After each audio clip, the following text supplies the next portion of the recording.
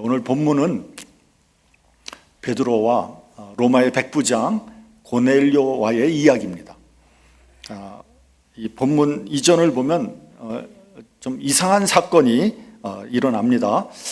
고넬료가 대낮에 기도를 하다가 환상을 보게 되죠. 하나님의 사자가 나타나서 요바에 있는 요바에 사람을 보내요. 베드로라고 하는 시몬을 청하라고 그랬어요. 고넬료는 천사의 지시대로 하인들을 요바에 보내어 베드로를 초청합니다. 같은 시간에 베드로도 환상을 보게 됩니다.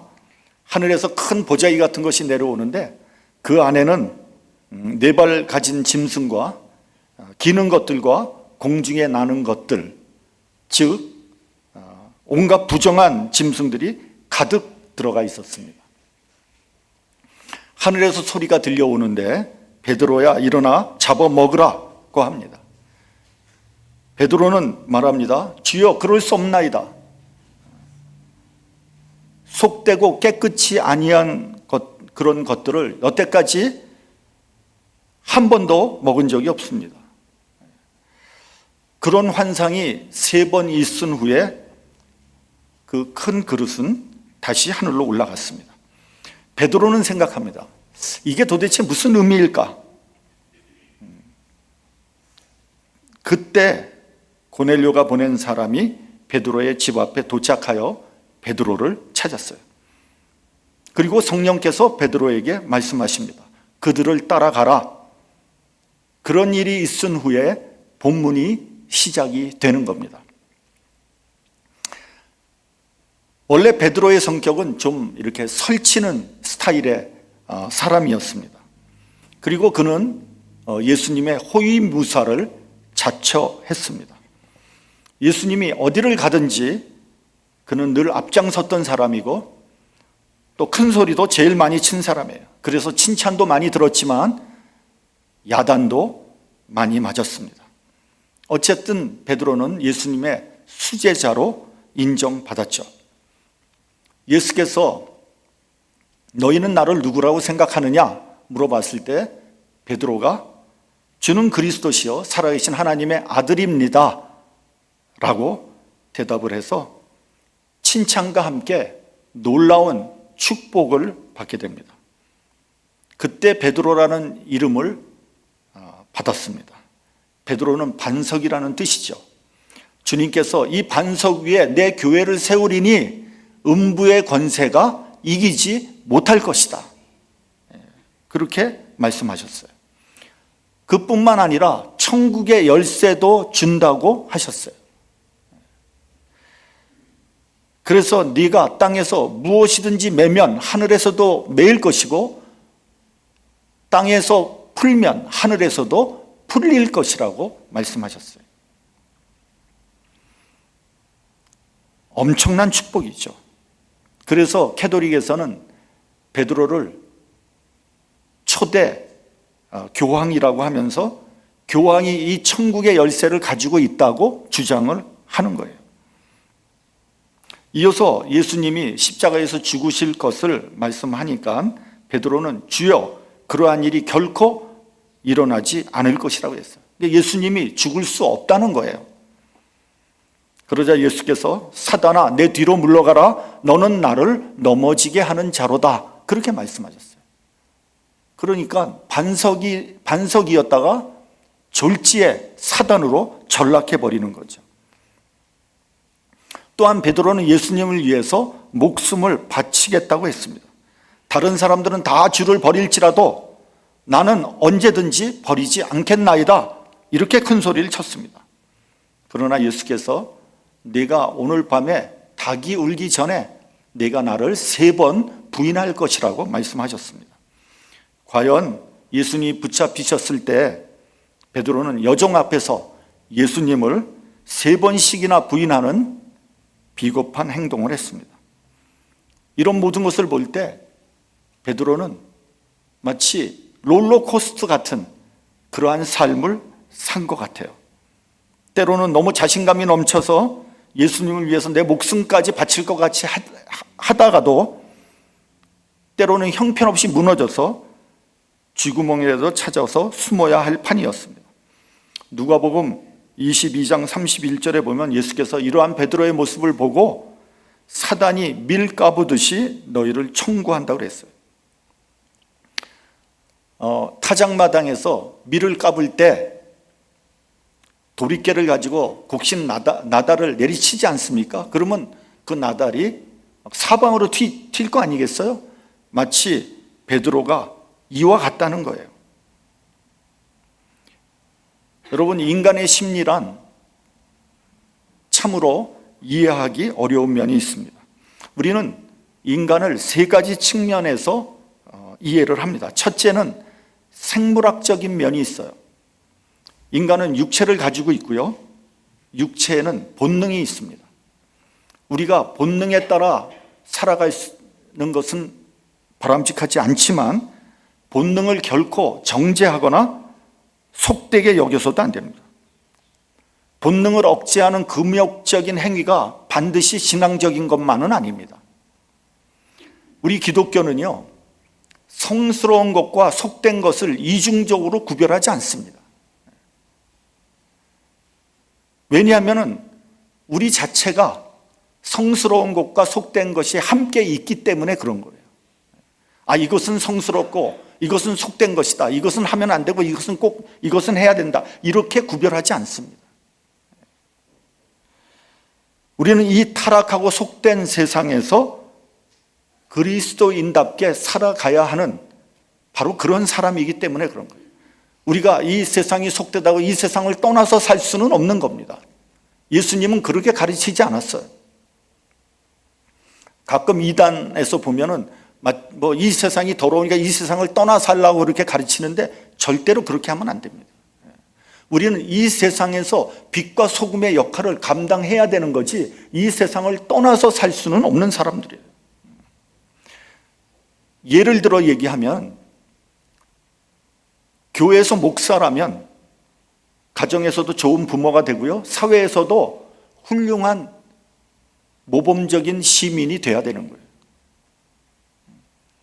교회에서는 거룩한 목사님인데 가정에서 폭군처럼 행동한다면 그 사람을 어떻게 거룩한 성직자라고 말할 수 있겠습니까?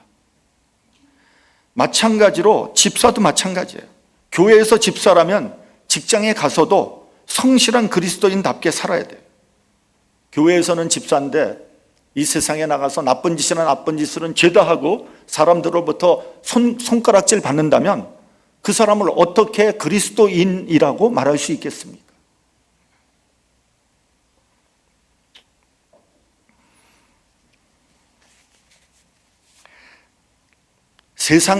교회에서나 세상에서나 우리는 늘 같아야 합니다. 그리스도인은 속과 겉이 같아야 돼요. 겉 다르고 속 다른 사람, 그건 그리스도인이라고 얘기할 수 없어요. 하나님은 중심을 보시는 분입니다. 우리 그리스도인들은요, 육체의 건강도 소중하게 관리해야 돼요. 아무리 충만해도요, 건강을 잃어버리면 하나님 사역 할 수 없습니다. 건강을 지키는 것이 무엇보다도 중요해요. 목사로 사역하다 보면 너무 무리를 해서 건강을 잃어버리는 경우들이 있어요. 그래서 탈진하는 목사들이 많은데 저는 후배 목사들이 너무 열심히 하면 가서 그렇게 하지 말라고 합니다. 왜냐하면 그렇게 하다가는 사역을 오래 하지 못하기 때문에 그런 거예요. 너무 무리하면 지쳐서 상상력이 고갈되고요, 설교의 질도 떨어집니다. 뿐만 아니라 건강까지 해치게 되는 겁니다. 그래서 목사님들에게 안식년을 주는 이유가 바로 거기 있는 거예요. 이렇게 얘기하는 저도 담임 목회 25년 하는 동안 안식년을 한 번도 가져보지 못했지만 사실은 바람직하지 못해요. 이대 목사가 들어오면 여러분들은 반드시 이대 목사에게 안식년을 주시기 바랍니다. 그것이 맞는 거예요. 영과 육이 강건해야지 건강한 목회를 할 수 있는 겁니다. 두 번째는 인간에게는 이성적인 면이 있죠. 이성을 가지고 있어야 인간이라고 할 수 있습니다. 이성이 마비된 인간은 짐승과 같은 거예요. 다시 말하면 육체가 정신을 지배하느냐 아니면 정신이 육체를 지배하느냐에 따라 인간의 가치가 달라지는 거예요. 아무리 육체가 건강해도요, 정신이 온전하지 못하면 그 사람을 어떻게 온전한 사람이라고 얘기할 수 있겠습니까? 그렇다고 이성이 만능이 아닙니다. 이성이 하나님을 만나야 하는 거예요. 계몽주의 르네상스 때에는 사람들이 하나님을 거부했어요. 하나님 빠지세요. 하나님 없이도 우리가 우리의 이성으로 얼마든지 지상천국을 이룰 수 있다고 생각을 했어요. 그러나 인간이 만든 것은 지상천국이 아니라 지옥이었어요. 셋째는 영적인 면이 있어요. 하나님의 형상으로 지음을 받은 인간이라는 것은 하나님과의 바른 관계를 맺을 때에 비로소 온전한 인간이 될 수 있는 거예요. 하나님을 믿고 하나님의 뜻대로 살 때 그 사람이 바로 영적인 사람이 되는 거예요. 이 세 가지가 조화롭게 균형 있게 형성이 돼야지 영육간에 강건한 사람이라고 말할 수 있습니다. 이렇게 영육간이 강건한 사람이라면 반드시 우리가 생각해 봐야 되는 것이 있어요. 첫째는 인간은 물질이지만 물질화 되어서는 안 된다는 거예요. 다시 말하면 물질의 노예가 되어서는 안 됩니다. 공산주의는 인간을 물질로 보았어요. 그 결과 어떻게 됐습니까? 인간을 목적으로 본 것이 아니라 수단으로 본 거예요. 그래서 그들의 명제가 무엇인지 아십니까? 결과가 수단을 정당화한다는 거예요. 그러니까 결과만 좋다면 과정은 상관하지 않겠다는 거예요. 그래서 혁명을 통해서 수많은 인명이 희생되더라도 공산주의 사회를 이루고 그들만의 지상천국을 만들겠다는 거예요. 이게 무서운 이론입니다. 그래서 여기에 반대되는 사람은 가차없이 숙청을 한 거예요. 결과적으로 소련과 중공이나 북한과 같은 괴물적인 사회를 만들고 말았어요.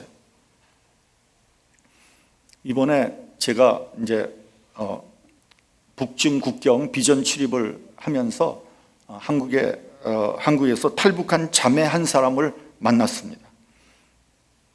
그런데 그분이 말하기를 자기 할아버지는 제일 동포였다는 거예요. 자기 할아버지는 북한이 지상천국이라는 선전에 속아서 북한으로 왔는데 평생을 후회하면서 자손들에게 미안해했다고 합니다. 그러니까 북한은 제일동포를 속여서 모든 재산을 팔아서 처분하게 하고 그 재산을 가지고 북한에 들어가면 그 재산을 다 빼앗고 그들을 자본주의에 쩌든 반동으로 취급하고 핍박했어요. 그 당시에 약 10만여 명의 제일동포가 북한으로 갔는데 제일동포의 후손들은 지금까지 북한에서 반동분자로 취급받고 있다고 합니다. 그 자매는 18살에 탈북을 했는데 인신매매를 당했어요. 그래서 중국 남자에게 팔려가서 아이 둘을 낳고 결국 중국을 도망쳐서 지금 한국에서 살고 있습니다. 그 자매가 하는 말이 웬만하면 애도 둘이 있고 북한에서 살려고 했다는 거예요. 그런데 중국에서 살려고 했다는 거예요. 근데 중국에서 영주권도 안 주고 언제 북한에 붙잡혀 갈지 모르는 불안감 때문에 결국은 중국을 탈출해서 한국으로 들어올 수밖에 없었다고 합니다. 지금은 아이 둘 다 한국으로 데려와서 신앙생활 열심히 하면서 자유롭게 살고 있었습니다. 여러분 한번 생각해 보세요. 할아버지 때 일본에서 차별받고 무시당하고 있다가 북한이 지상천국이라 그러니까 모든 재산을 팔고 북한으로 갔는데 거기서 반동분자 취급을 당하고 그녀는 굶어 죽지 않으려고 탈북을 했는데 인신매매를 당하고 마음에도 없는 중국 사람의 아이를 2씩이나 낳고 이제 한국으로 탈출해 살아가고 있어요. 그러니까 3대에 걸쳐서 거의 100년 동안 이렇게 고통을 당한 거예요. 이게 도대체 누구의 잘못이고 누구의 죄입니까? 너무 마음이 아팠어요. 그래서 제가 그 자매한테 지금 행복하냐 물어봤더니 처음에 한국에 정착하는데 굉장히 고통스러웠다는 거예요. 근데 지금은 자유롭고 행복하다는 거예요. 그러면서 뭐라 그러냐면요, 복음적인 평화 통일을 위해서 자신이 해야 할 일이 있다고 말을 하는 거예요. 저 그 말 듣고 감동받았어요. 소름이 끼쳤어요. 제가 탈북한 분들을 뭐 많이 만나보지 못했지만 그래도 저도 나름대로 좀 만나봤거든요. 근데 이렇게 이야기하는 사람은 평신도 중에 처음 만났어요. 처음이에요. 이렇게 말하는 사람이 없어요. 여러분, 우리가 탈북한 분들 이렇게 만나면 북한에 대해서 궁금하니까 자꾸 물어보잖아요. 북한에서는 어떠냐 뭐 이런 거 물어보는데, 그런 거 물어보는 것 자체가 그분들한테는 괴로운 거예요. 왜냐하면 북한을 탈북한 것 자체가 트라우마거든요. 상처거든요. 그 상처를 자꾸만 건드리는 거예요. 그래서 여러분, 탈북한 분들하고 얘기할 때 그분들이 얘기하기 전에는 북한에 대해서 물어보지 않는 게 좋습니다. 근데 이분은 그런 상처를, 사실은 인신매매 당한 사람들이 제일 고난을 당한 사람들이거든요. 제일 고통당한 사람들이거든요. 근데 그런 고통을 극복해서 복음적인 평화 통일을 위해서 자기가 할 사명이 있다는 거예요. 놀라운 일 아닙니까? 제가 이번에 비전 취입을 2주간 갔다 왔는데, 저는 뭐 많은 것을 보고 왔지만 한국에서 그 자매 만난 것만 해도 본전을 찾았어요.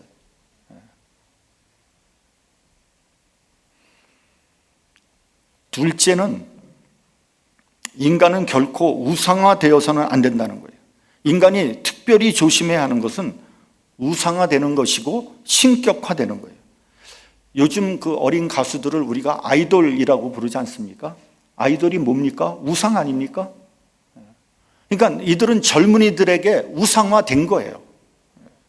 수많은 젊은이들이 모여서 소리 지르고 뭐 야광봉을 들고 흔들면서 환호하면요, 사람이 미칩니다. 정신 못 차립니다. 그러다가 인기가 뚝 떨어지면 또 낙심하고 절망하게 되는 거죠.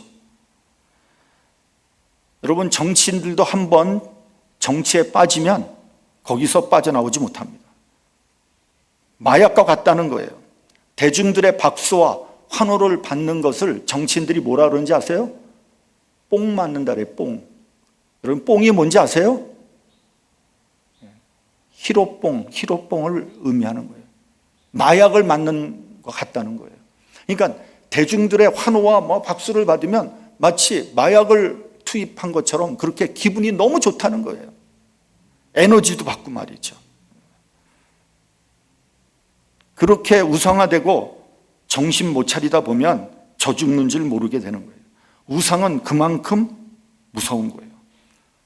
대형교회 목사님들 중에서도 뽕 맞은 사람들이 제법 많이 있다. 전 그렇게 생각을 합니다.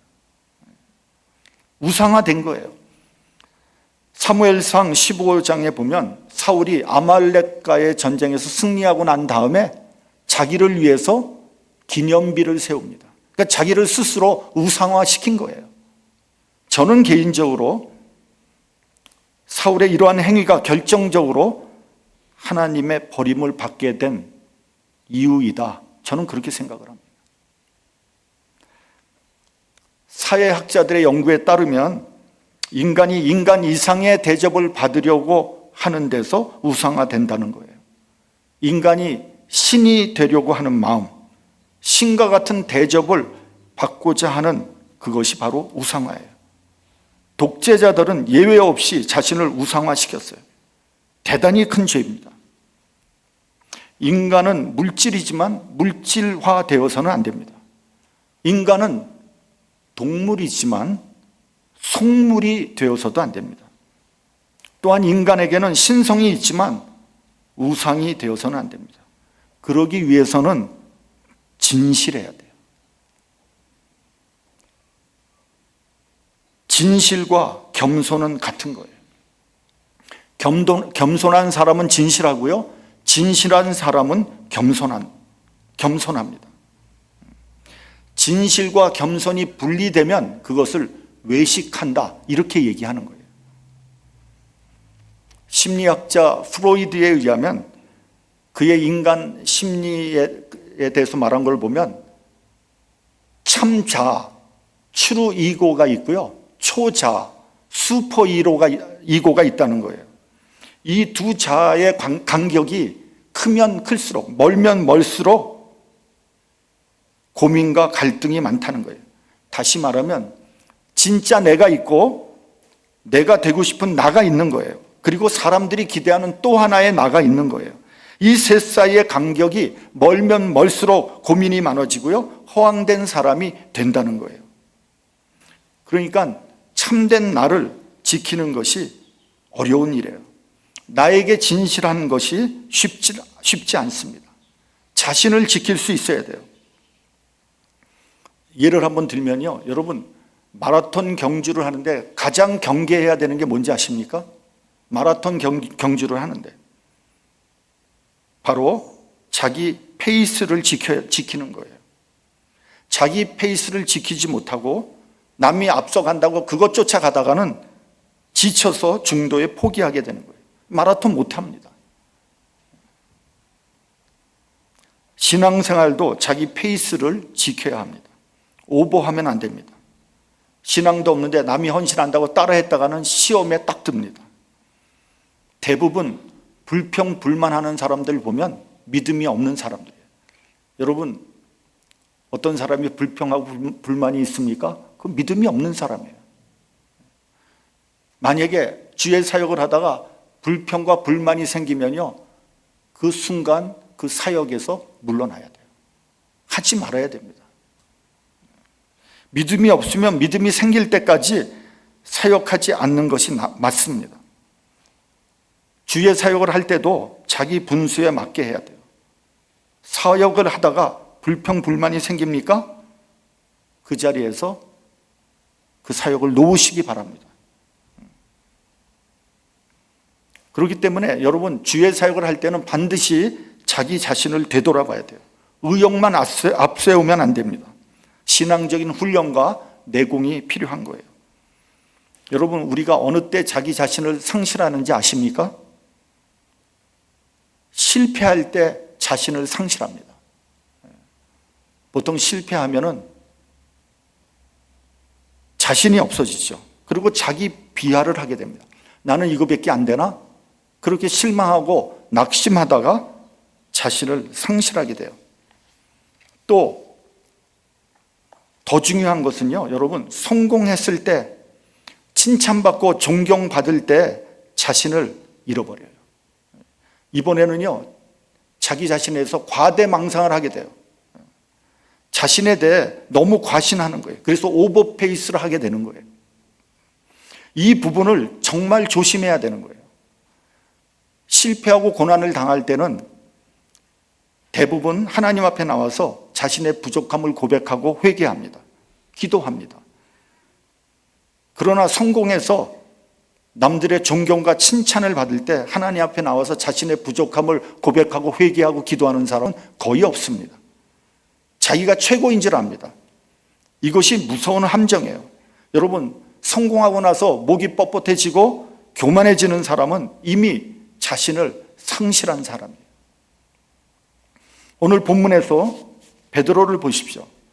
베드로는 고넬료의 초청을 받아 그의 집에 왔어요. 고넬료는 로마 군인이며 백부장 장교였어요.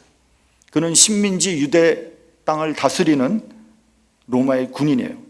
높은 사람이고 권력자예요. 그에 비하면 베드로는 식민지 백성이며 보잘것없는 어부였어요.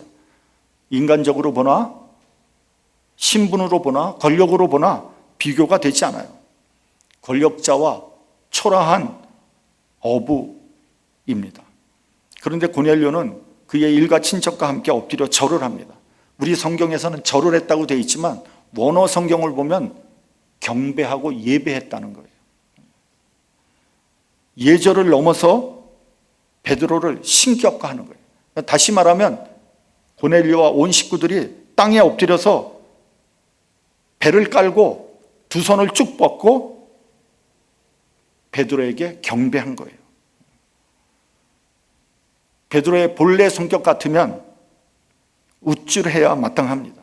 어부가 이런 대접을 받았으니 그는 성공한 거죠. 고넬료뿐만 아니라 온 가족이 경배했으니 출세한 거예요. 그러나 베드로는 황급히 내려가서 고넬료를 일으켜 세우면서 나도 사람이요 라고 했습니다. 최고의 존경과 찬사를 받는 순간에도 베드로는 자기 됨을 상실하지 않았어요. 원래 베드로는 그런 사람이 아니었어요. 그는 자신을 특별한 사람으로 생각했어요. 다른 사람들은 다 예수님을 버려도 자기만은 결코 예수님을 버리지 않겠다고 했어요. 목숨을 바칠 수 있다고 장담했어요. 그러나 막상 위협이 닥치니까 형편없이 무너지고 말았습니다. 그것도 하찮은 여종 앞에서 3번이나 부인하고 저주까지 하면서 그 순간을 모면하려고 했습니다. 여러분, 예수께서 함께하지 않는다면 그 누구도 특별하지 않습니다. 누가 헌신하고 누가 희생할 수 있겠습니까? 누가 순교할 수 있겠습니까? 인간적으로는 안 됩니다. 순교는 더더욱 불가능합니다. 누가 하나밖에 없는 귀중한 생명을 내놓을 수 있겠습니까? 오직 성령께서 함께 할 때만 가능한 일입니다. 여러분, 이 세상에 특별한 사람은 없습니다. 나의 연약함을 알아야 합니다. 베드로는 자신이 특별한 사람이 아니라는 사실을 자신의 쓰라린 경험을 통해서 깨닫게 되었습니다. 이와 같이 나도 같은 사람임을 아는 것이 중요합니다. 교만은 멸망의 선봉이라고 잠언에서 말씀하고 있습니다. 조금 성공했다고 교만한 사람은 더 이상 볼 것도 없습니다.